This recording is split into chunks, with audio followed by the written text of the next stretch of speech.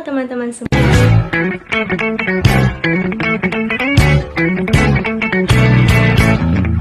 Halo teman-teman semua, kembali lagi bersama saya Aisyah Nur Nabila dengan NPM A1G 024064. Di sini saya akan menjelaskan kepada teman-teman semua mengenai manajemen pendidikan nonformal dan juga pendidikan anak usia dini. Video ini mencakup pengertian, ciri-ciri, masalah, dan juga solusi. Ikutin terus ya videonya, jangan lupa like, comment, and subscribe. Yang pertama, saya akan menjelaskan pengertian dari pendidikan nonformal.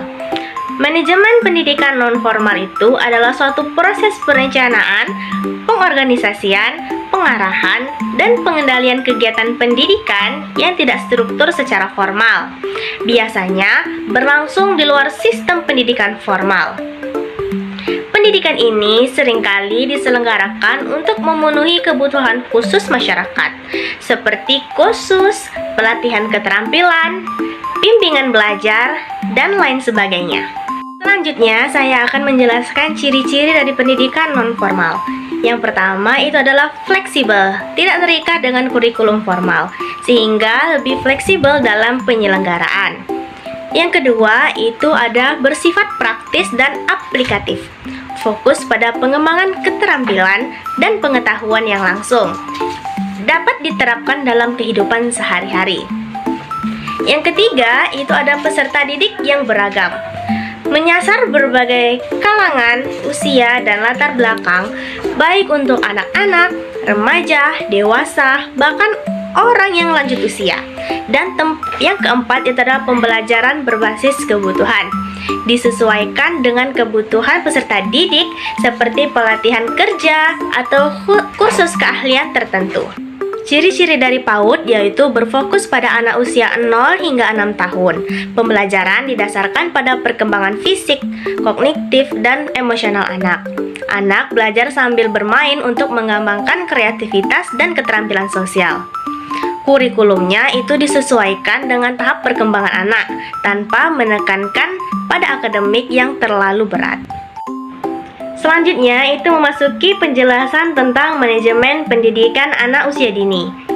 Pendidikan anak usia dini atau PAUD itu adalah pendidikan yang diberikan kepada anak sejak lahir hingga usia 6 tahun dengan tujuan untuk mendukung perkembangan fisik, kognitif, sosial, emosional, serta keterampilan dasar yang akan membentuk fondasi bagi perkembangan mereka di masa depan. PAUD bertujuan agar anak siap memasuki pendidikan formal. Selanjutnya itu adalah masalah yang dihadapi dalam pendidikan nonformal. Yang pertama itu ada kurangnya dukungan dana. Banyak lembaga pendidikan nonformal yang kekurangan dana untuk operasional. Yang kedua itu adalah keterbatasan sumber daya manusia. Banyak pengelola yang kurang terlatih dalam hal manajerial. Yang ketiga itu adalah penyebaran yang tidak merata. Tidak semua wilayah itu memiliki akses yang sama terhadap pendidikan nonformal. Dan yang keempat itu ada kurangnya pengakuan secara formal. Seringkali hasil dari pendidikan nonformal itu tidak diakui secara resmi oleh sistem pendidikan formal. Manajemen pendidikan anak usia dini itu juga mempunyai masalah yang harus dihadapi. Yang pertama itu adalah keterbatasan fasilitas. Banyak PAUD yang masih kekurangan fasilitas yang memadai seperti ruang kelas yang aman dan peralatan pembelajaran. Yang kedua itu adalah kekurangan tenaga pendidik yang berkualitas. Tidak semua pendidikan PAUD itu memiliki kualifikasi atau pendidikan yang memadai. Dan yang selanjutnya itu adalah tantangan aksesibilitas. Masih banyak wilayah yang sulit diakses oleh penyelenggara PAUD, terutama di daerah-daerah yang terpencil. Dan yang terakhir itu adalah kurangnya pemahaman orang tua. Beberapa orang tua kurang memahami pentingnya pendidikan usia dini bagi perkembangan anak. Nah, dari masalah yang sudah saya sebutkan tadi, tentu harus ada solusi yang harus dilakukan. Yang pertama itu bisa melakukan peningkatan kualitas manajerial, pelatihan bagi pengolah dan pengajar dalam bidang manajerial dan pedagogis. Yang kedua itu adalah pendanaan dari berbagai sumber. mencari berbagai sumber pendanaan baik dari pemerintah, swasta, maupun masyarakat.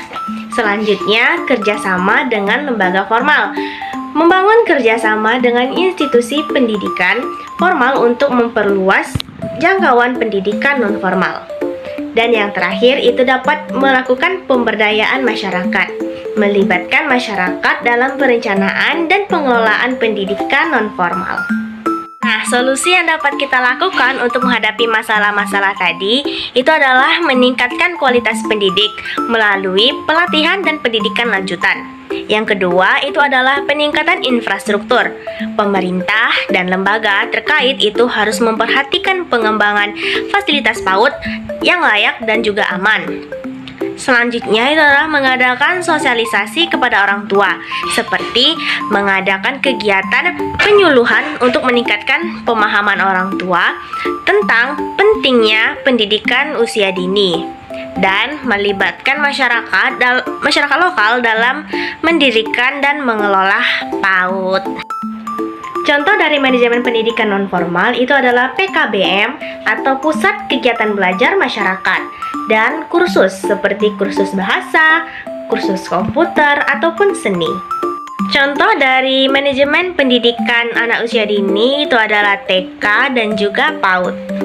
Nah, baiklah, itu tadi penjelasan mengenai manajemen pendidikan non-formal dan juga pendidikan anak usia dini. Semoga teman-teman semua dapat memahami penjelasan dari saya dan dapat bermanfaat dalam kehidupan kalian masing-masing. Saya meminta maaf jika terdapat salah kata atau ada kata-kata yang menyinggung. Saya akhiri. Wassalamualaikum warahmatullahi wabarakatuh.